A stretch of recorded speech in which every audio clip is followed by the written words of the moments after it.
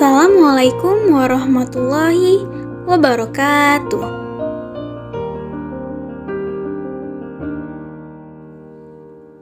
Perkenalkan, saya Penny Aprilia dengan NPM 2111030068 dengan program studi Manajemen Pendidikan Islam Universitas Islam Negeri Raden Intan Lampung.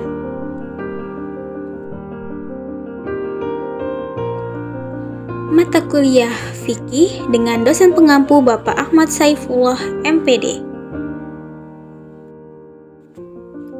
Di sini saya akan menjelaskan materi tentang waris.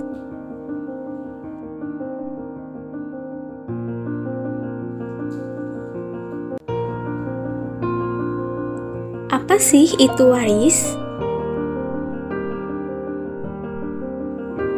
Waris adalah harta kekayaan ataupun hutang yang dimiliki dan ditinggalkan oleh pewaris ketika pewaris tersebut mengalami peristiwa kematian. Kata waris berasal dari bahasa Arab warasah, yarisu, dan ihsan yang artinya mewarisi. Warisan adalah perpindahan berbagai hak dan kewajiban tentang kekayaan seseorang yang telah meninggal dunia kepada orang yang memenuhi syarat dan rukun dalam mewarisi. Pembagian waris bagaimana sih? Menurut hukum Islam, ada beberapa pihak yang berhak menerima warisan. Tata cara pembagian warisan menurut hukum Islam disesuaikan dengan ahli warisnya, yaitu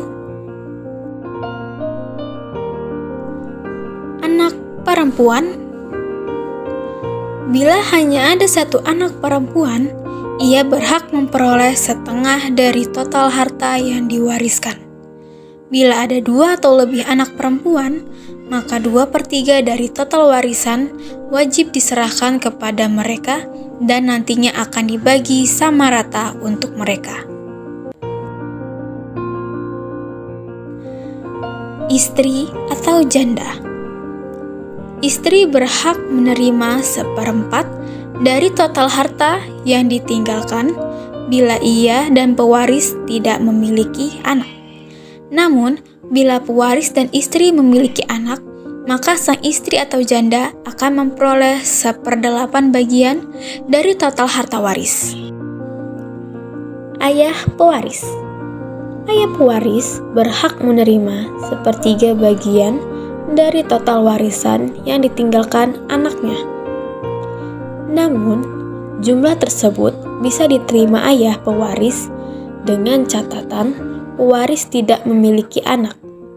Bila pewaris memiliki anak, maka ayahnya hanya mendapatkan 1/6 bagian warisan. Ibu pewaris. Bila pewaris tidak memiliki anak, maka ibunya berhak atas 1/3 bagian warisan. Jika pewaris memiliki anak, maka ibunya akan menerima 1/6 bagian warisan tersebut. Anak laki-laki. Anak laki-laki akan mendapatkan hak lebih besar warisannya yang diperoleh daripada saudara perempuannya. Warisan yang didapatkan anak laki-laki tersebut mencapai 2 kali lipat dibandingkan warisan yang didapatkan saudara perempuannya.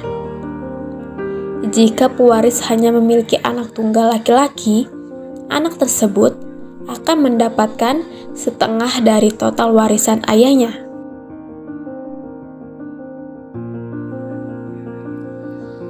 Dalam waris, ada beberapa rukun dan syarat yang harus dipenuhi.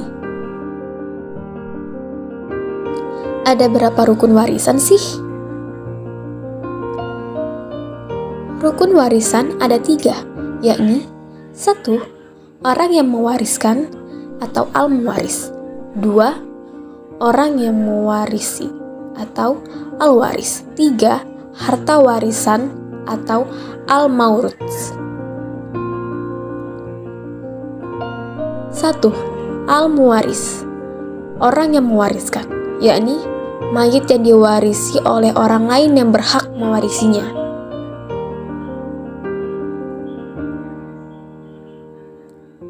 Dua, al-warits, orang yang mewarisi, yaitu orang yang bertalian dengan mayit dengan salah satu dari beberapa sebab yang menjadikan ia bisa mewarisi.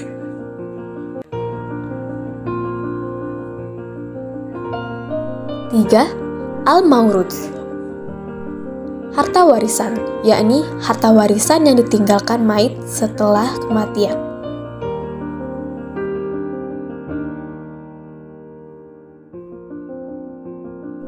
Lalu, apa saja syarat yang perlu diperhatikan?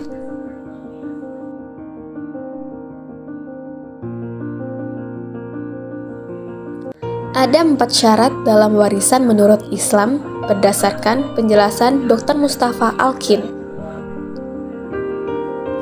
1. Orang yang mewariskan harta benar-benar meninggal dunia. Bila orang yang hartanya akan diwaris belum benar-benar meninggal, misalnya dalam keadaan koma, maka harta tersebut belum dapat diwariskan kepada ahli waris yang berhak. Ini dikarenakan adanya warisan itu karena adanya kematian. 2. Ahli waris yang akan mendapatkan warisan benar-benar hidup meskipun masa hidupnya hanya sebentar saja. Jadi, meskipun tak lama setelah meninggalnya si mayit atau pewaris, dalam hitungan menit, misalnya, ahli waris menyusul meninggal, maka si ahli waris ini tetap berhak mendapatkan bagian warisannya. 3. Diketahui dengan jelas hubungan ahli waris dengan si mayit. Hubungan yang dimaksud merupakan hubungan kekerabatan, pernikahan, atau memerdekakan budak. Satu alasan yang menetapkan seseorang bisa mendapatkan warisan secara rinci. Syarat ini dikhususkan bagi seorang hakim untuk menetapkan apakah seorang termasuk ahli waris yang berhak menerima warisan atau tidak. Hal yang menyebabkan ahli waris mendapatkan warisan. 1. Kekerabatan. 2. Pernikahan. 3. Perbudakan. Dan 4. Tujuan Islam. 1. Kekerabatan merupakan hubungan nasab seperti ibu, ayah, anak-anak saudara, para paman, dan lain-lain. 2. Pernikahan merupakan pernikahan yang sah antara suami istri sekalipun sesudah menikah belum terjadi persetubuhan. 3. Perbudakan merupakan hubungan antara budak dan yang memerdekakannya. Dan 4. Tujuan Islam, yaitu bagi orang yang tidak mempunyai ahli waris, maka hartanya ditaruh di Baitul Mal untuk kepentingan orang Islam. Hal yang menyebabkan ahli waris tidak mendapatkan warisan. 1. Perbudakan. Seseorang yang berstatus budak tidak mempunyai hak untuk mewarisi dari saudaranya sendiri. 2. Pembunuhan. Pembunuhan terhadap pewaris oleh ahli waris yang menyebabkan tidak dapat mewarisi harta yang ditinggalkan oleh orang yang dibunuh, meskipun yang dibunuh tidak meninggalkan ahli waris lain selain yang dibunuh. 3. Berlainan agama. Keadaan berlainan agama akan menghalangi mendapatkan harta warisan. Dalam hal ini yang dimaksud adalah antara ahli waris dengan mewaris yang berbeda agama. 4. Berlainan negara. Dilihat dari segi agama, orang yang mewariskan dan orang yang mewarisi berlainan negara diklasifikasikan menjadi 2, yaitu berlainan negara antara orang-orang non-muslim dan berlainan negara antara orang Islam. Baiklah, sekian dari saya, kurang lebihnya saya mohon maaf. Wassalamualaikum warahmatullahi wabarakatuh.